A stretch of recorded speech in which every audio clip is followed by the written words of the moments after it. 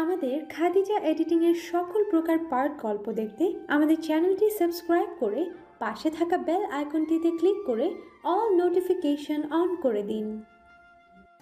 তা ভাই, আপনার বাসর ঘরের বিছানার চাদরটা কি কালার দিলে ভালো হবে?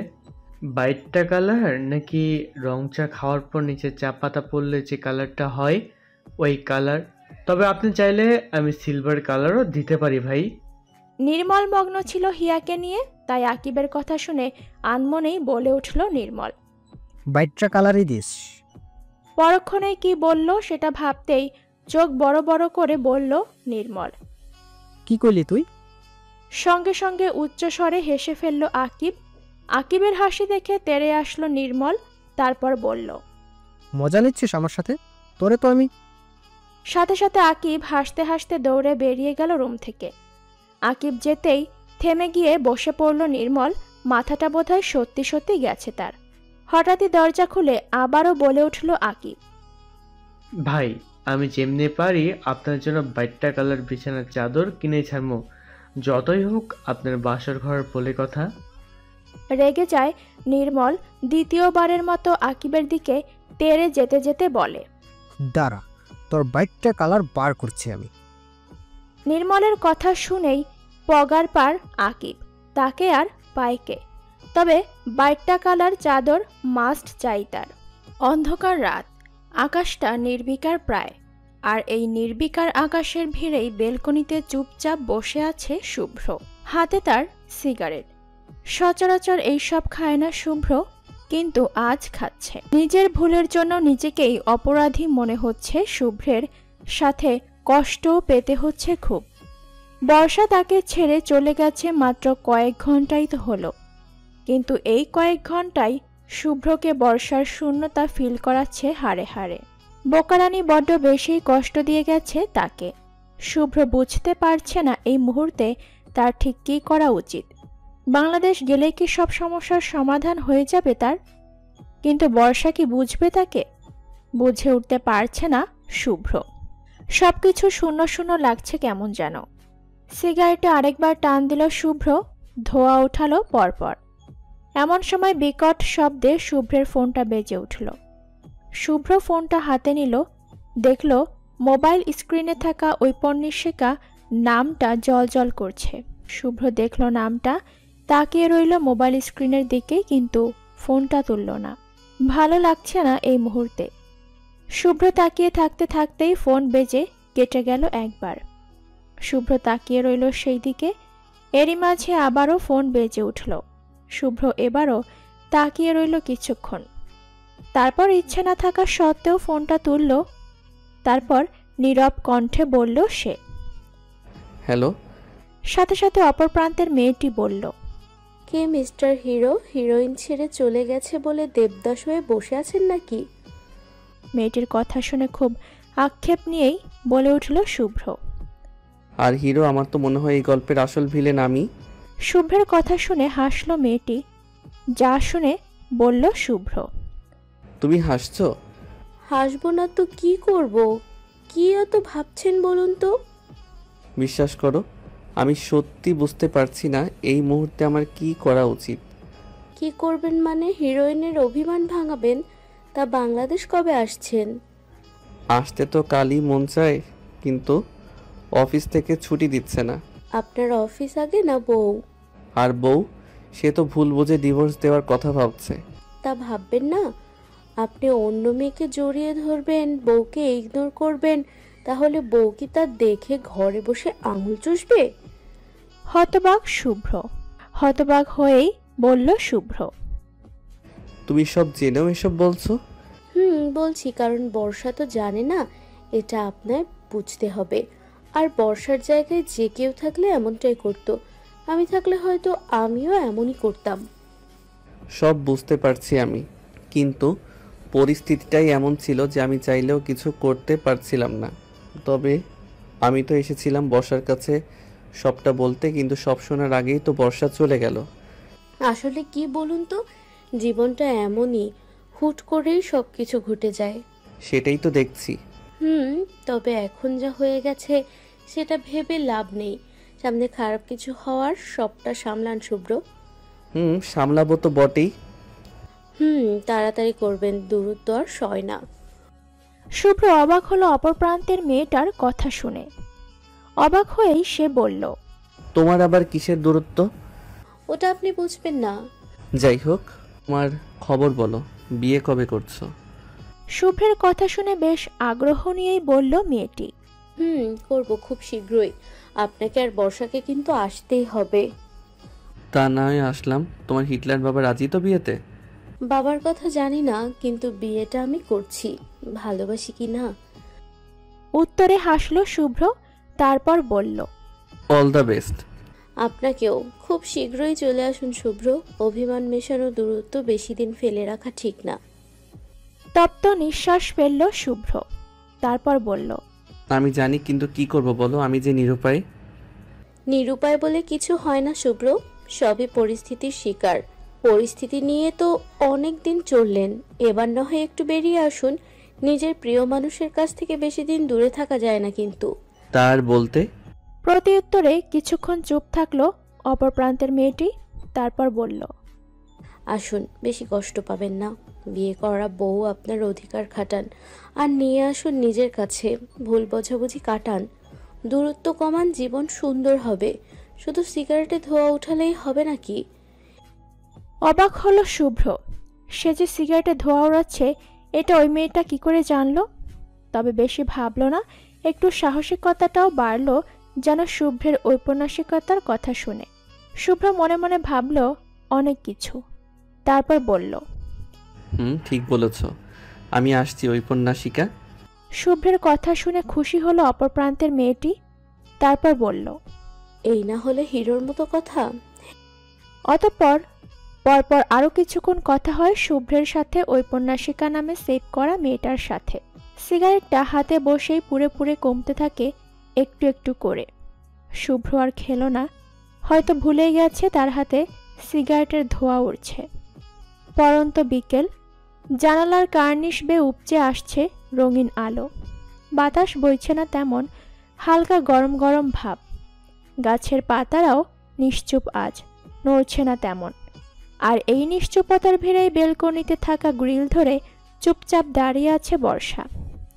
আজ 2 দিন হলো বর্ষা লন্ডন থেকে এসেছে, অথচ এই 2 দিনে একটিবারও কথা হয়নি শুভ্রের সাথে বর্ষার। অবশ্য হবে কি করে, আসার পর থেকে এখন পর্যন্ত মোবাইলটা ব্যাগ থেকে বেরই করেনি বর্ষা। মন খারাপ তাকে এমনভাবে গ্রাস করেছে যে মোবাইল, টিভি, ইন্টারনেট সব কিছুকেই বেমানান লাগছে নিজের কাছে। কষ্ট হয় বর্ষার, ভীষণ কষ্ট হয় যখনই হসপিটালের সেই মেয়েটার সাথে শুভ্রের জড়িয়ে ধরার বিষয়টা মনে করে। তখনই সব কিছু এলোমেলো লাগে বর্ষার। চোখ বেয়ে 2 ফোঁটা পানি গড়িয়ে পড়ল নিচে।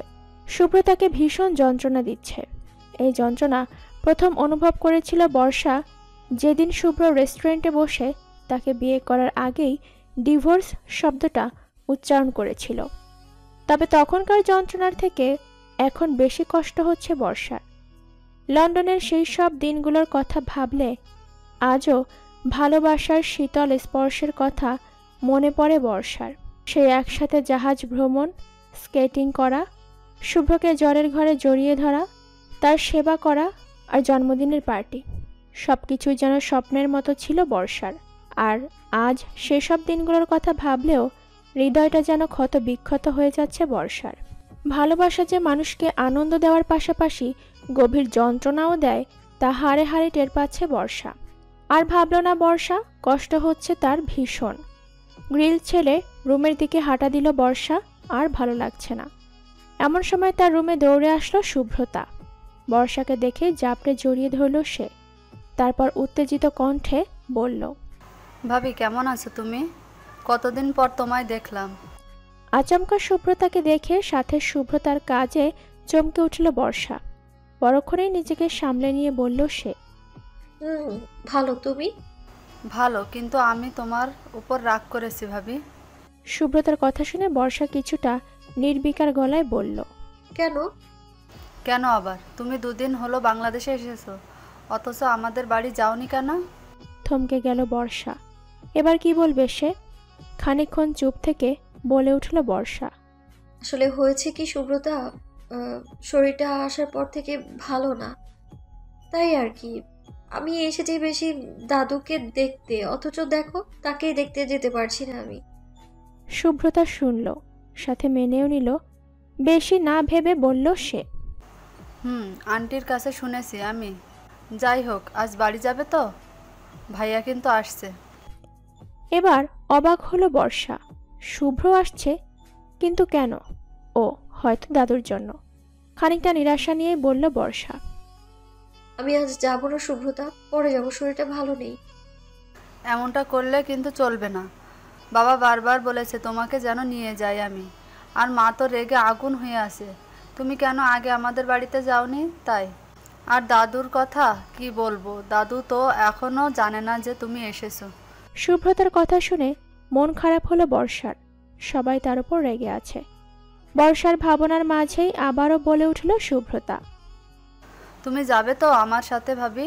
বাড়িতে সবাই তোমার অপেক্ষা করছে। প্রতি উত্তরে কিছুক্ষণ চুপ থেকে বলল বর্ষা। খুশি হলো শুভ্রতা। তারপর বর্ষার গলা জড়িয়ে ধরে বলল সে। থ্যাংক ইউ ভাবি। উত্তরে শুকনো হাসে বর্ষা। হঠাৎই শুভ্রতা বলে উঠল। তোমার সাথে কিছু সিক্রেট কথা আছে ভাবি। শুভ্রতার কথা শুনে বেশ বিস্মিত ভরা কণ্ঠে বলল বর্ষা।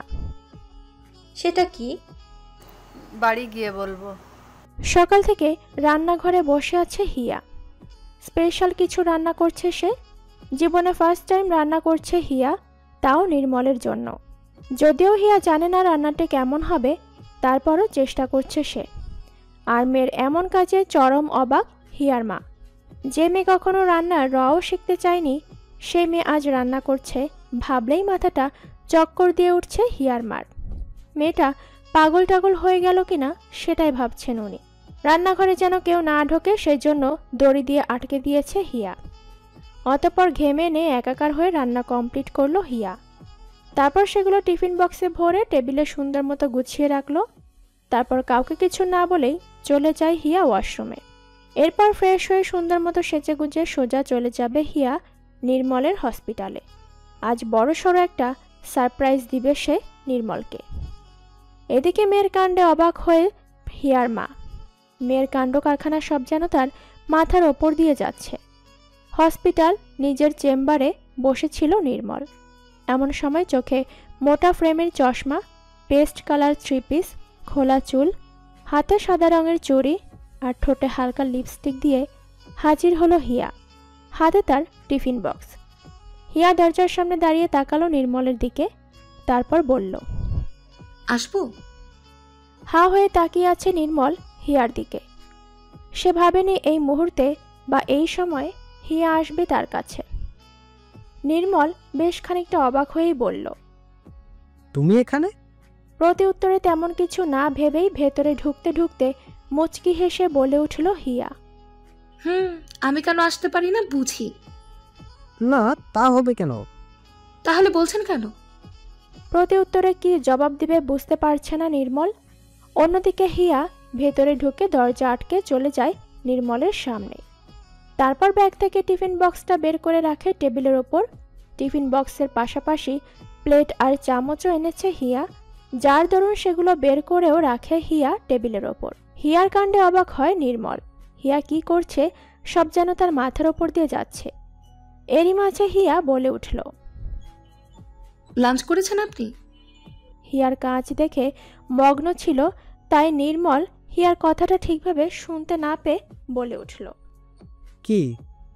নির্মলের কথা শুনে তাকায় হিয়া নির্মলের দিকে, তারপর বলে, বলেছি লাঞ্চ করেছেন আপনি?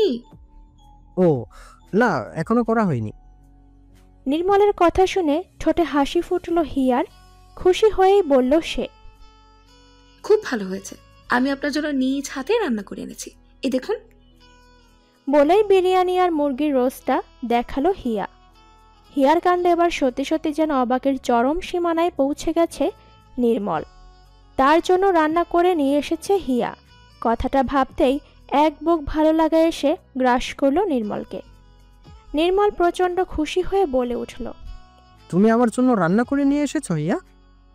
নির্মলের কথা শুনে প্লেটে খাবার বাড়তে বাড়তেই বলে উঠল হিয়া।